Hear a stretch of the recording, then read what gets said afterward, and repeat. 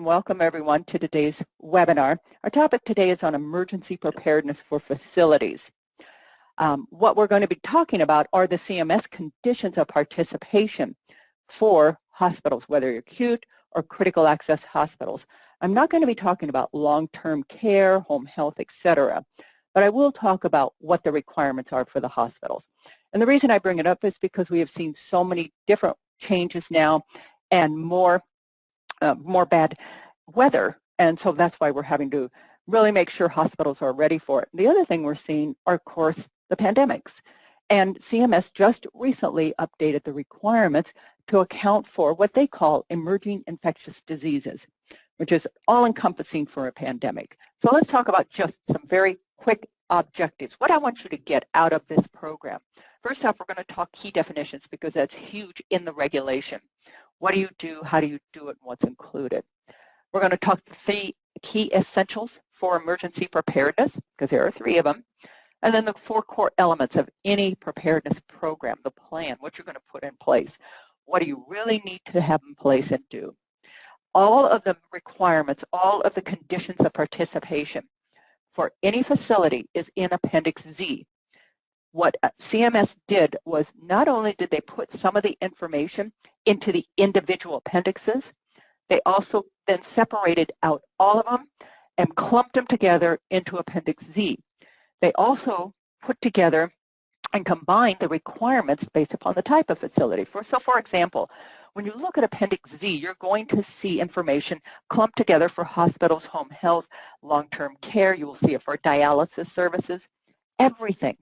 And so they put them together because they overlapped so much. Now the problem with that is when you start reading them, it can be very confusing and difficult to track what you have to do for your particular facility. So again, you will see they list out the code numbers and then what it requires and what's underneath it. Now they also reference the life safety code. Now life safety code applies to all facilities in a certain measure. And so that's why you want to read the life safety code individually. They talk a lot about the National Fire Protection Agency, that's the NFPA. You will see reference to that during the program. I am not going into details because that is so specific, so detailed, that those of you who are involved in life safety code, if it is your plant manager, they need to be aware of what that says and how to be in compliance with it. Now, what I want to show you next is a video. There is no sound with this video. Be aware of that. It is strictly footage that is the result of a tornado that happened back in 2011 in Joplin, Missouri. Now, as you watch this, this happened to be in the emergency department waiting area. They had adequate notice and were able to clear it out just in time because you'll see that there's still paperwork sitting there, but you're going to see and really get a good feel for the velocity of the wind that came through that hospital when it was hit back in 2011. And it was a massive one. I think it might have ranked up to either an F4 or F5. And it caused not only massive destruction, but death. Unfortunately, patients and some of the staff couldn't get out in time. They couldn't move them. And the staff did not want to leave the patient, so some of them took the risk and stayed behind. Now, some, they were okay, but unfortunately it was a devastating loss. And you'll see here, as the wind begins to pick up, you'll see it circulate. Now, at a certain point in time, and again, this is a security camera, it starts to blank out because the main power source got cut. But then the emergency backup power system did come on for there, it just cut out. And so you will see where it's now the emergency lighting that kicked in. And again, just the sheer devastation as a result, the speed with which that wind came, if it wasn't nailed down, and I mean really nailed down, you will see it's gone.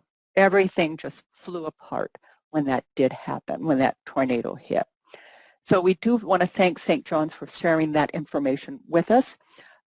Again, it was a devastating, I'm sorry, Mercy, not St. John's. It was a devastating event. So here's the aftermath from that tornado. You can see in the lower left, in the lower right corner, that it picked up a helicopter and slammed it on its side. So this is why we need to be prepared, because it will take no one and no prisoners, more or less. So here's one of the items we wanted to talk about, and that happens to be the definitions. What is an emergency? They call it an emergency disaster, however you want to phrase it. And it's simply an event that can affect you internally and your population or even the community at large. It can affect a whole geographic area. If any of you were suffering through the hurricanes that hit the Northeast United States, that was a huge geographic area. An emergency is that impact that causes adverse physical, social, psychological, economic, and even political effects that challenge the ability that you respond rapidly and effectively. And this is the definition. And that is the ASPR. You will see that when you read some of the guidelines, some of the memos, you will see that definition, that reference, and that's the Secretary for Preparedness and Response. That emergency requires that you have stepped up capacity and capability, such as your backup systems. You work together to give this mutual aid with the idea you're going to have this outcome. Now, this normally requires a change from your usual operating procedures to now an incident command center, incident command process, so that you can meet that outcome. The disaster, that's a hazard impact, same thing. So it's really the same definition, just a different word. Now, despite any stepped up capacity and capability for a disaster, this still requires you to have a change from your routine to an incident command process. Your outcome is going to be lower than expected. And this is usually when you compare it with a smaller scale or lower magnitude impact. Your program, and this is the crux of any plan, any emergency preparedness. It's your comprehensive approach to meet the safety, health, and security of everyone. That's your staff, your patients, your facility, and even your community. And this program is designed to occur before, so you're ready for it. So it's prior to, during, and even after the emergency. How are you going to respond? How are you going to be ready for this thing to hit? And there are 4 core elements. This is one of the objectives, and we're going to go through those. Number 1 is your plan. Now, that plan is based upon an assessment which takes into account every possible hazard that could occur to your facility. It also includes policy and procedures, your plan, your communication plan, which is very broad, by the way, and then training and testing. Now, recently, CMS came out with some changes, and it was, again, based upon the pandemic. And they did a lot with not only policy and procedures and your preparedness, but also planning and training. So as far as your plan, that gives you the framework for your entire program. And it's based upon not only a facility, but a community-based assessment that helps you prepare and be ready and address the needs of whether it's the patients, your family, your facility, or the community. And the idea is to support continuing business. Now, why they added communities, that's very important because when Oklahoma, several years ago, Oklahoma was hit with 2 F5 tornadoes in Oklahoma City. And it happened in the same week, 2 F5s. Those are huge. Now, during the first one of the hospitals, the risk manager, her and I had been talking, and she said, you know, we were kind of ready for it, and things went smoothly as possible. So we had, you know, services set up, and we were able to manage it. But during that same week, when the second tornado was coming in, they had a huge influx of community individuals. The people within the community were flooding into their hospital, seeking shelter, because they knew they were going to be safe.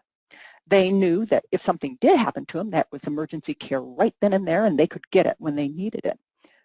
Well, that was a pretty big city that they were talking about, and they were not prepared for that rush, that surge of individuals coming in. Now, they did the best they could, putting them in the basement, putting them where they were. That's a lot of people to put in a pretty small area when you think about it. And they had problems with security. And so these are some of the things that not only take into account what your staff needs, what your patients need, but what your community might also respond to. And it's an all-hazard approach. Again, look and identify any potential hazards that could occur. Develop your preparedness and your capacity to address those emergencies, those hazards. And not only, you know, the common ones, but maybe a broader spectrum. So look at your natural ones, but don't forget your man-made ones. And we're going to talk about those too.